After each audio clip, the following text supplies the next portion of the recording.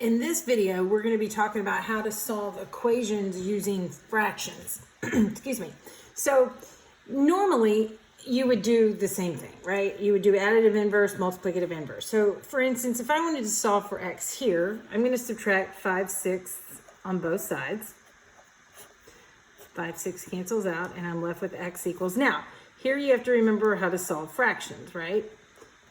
Minus 5/6. So we find a common denominator. 3, and then 9, and then 6 goes into 24 4 times, and here I have a negative 20. And so I keep the same denominator, I combine my numerators, and I get negative 11. So x would be negative 11 over 24, and that would be my answer. Okay. So number 3, again, I'm going to do additive inverse here. So I still want my variable term on the left, constant term on the right. So I'm going to add 1/10 to both sides. And I get 7/4 m equals, now here, again, common denominator is 20. So I get negative 107 over 20 and then 2. And so I keep my same denominator, combine my numerators, and I get negative 105. To get m by itself, I'm going to do the multiplicative inverse. So I'm going to multiply both sides by 4/7. Multiply by 4/7. That cancels out, and I'm left with m. Here I can cross reduce. So I'm going to do 1 and 5. Does 7 go into 105? 7 goes into 10. 1 time with 3 left over.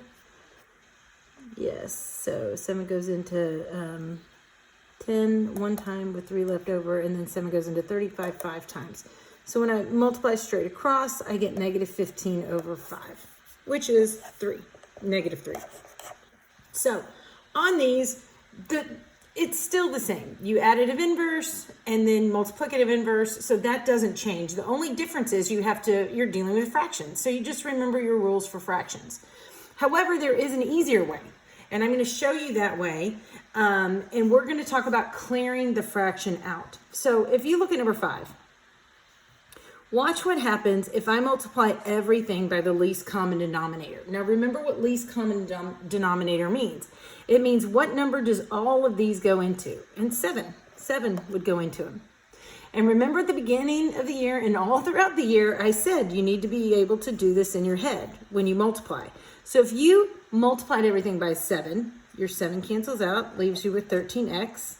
If I distribute the 7 times 4/7, my 7s cancel out and leave me with positive 4. And if I distribute the 7 over here, my 7s cancel out and it leaves me with negative 9. Now I can go about my business with whole numbers. So subtract 4 on both sides. I get 13x equals negative 13. Divide by 13 and x equals negative 1. So that doesn't change. Watch what happens on number 6. To clear out my fraction, I'm going to multiply everything by the least common denominator, which is 4. And now I multiply everything by 4. So 4 times 3/2, remember this you should do in your head. 2 and 4 cancel out. 2 goes into 2 once, 2 goes into 4 twice. So 2 times 3 is 6a. 4 times negative 2 is negative 8. And 4 times negative 13 over 4, my 4's cancel out to leave me with negative 13. I'm going to add 8 to both sides. I get 6a equals 5, right? I think so, 8, 9. Yes, and then I divide both sides by 6, and I get a equals 5 over 6 is my fraction. Okay? So let's try a few of these, few more together. 9, 11, and 13 I'll do on paper. I'd like you to try them on your own and then see what you get as an answer. So number 9, multiply everything by 5, and I get negative 18 minus, it's not 5, it's not 5, what am I being silly? Multiply by 10, multiply everything by 10 is my least common denominator, sorry. So 10, and then I get negative 36, 10 times negative 1/2 is negative 5k, and then 5 and 10 cancel out to get negative 26. Now I'm going to add 36 to both sides.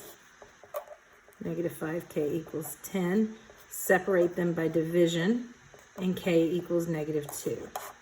So negative 2 would be my answer. On number 11, my least common denominator is 4. So I'm going to multiply everything by 4.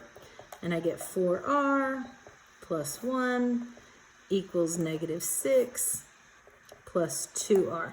The reason I'm going pretty fast through here is because since the beginning of the year, we've talked about multiplying a whole number by a fraction. And I've said, if you're still struggling, come see me in tutoring. So that's how I'm getting from this step here. And now I do what I do. Bring my variables terms to the left. So I get 2r plus 1 equals negative 6. Bring my constant terms to the right. 2r equals negative 7. And then I divide by 2. When I divide by 2, I'm left with this improper fraction, and I'm going to keep it that way. R equals negative 7 over 2. On number 23, I'm going to multiply everything by 24. That's my least common denominator. So when I multiply, I get negative 13 plus 18w equals 24w, and then minus 16. So I simplify, can't simplify, so I bring my variables terms to the left, so subtract negative 24w, and I'm left with negative 13 minus 6, what do we do in the greater than? Minus 6 then equals negative 16. And then I add 13 to both sides, and I get negative 6w equals negative 3. When I divide both sides by a negative 6, I get w equals 1/2. Remember to simplify and negative divided by negative. If you're still struggling, come see me.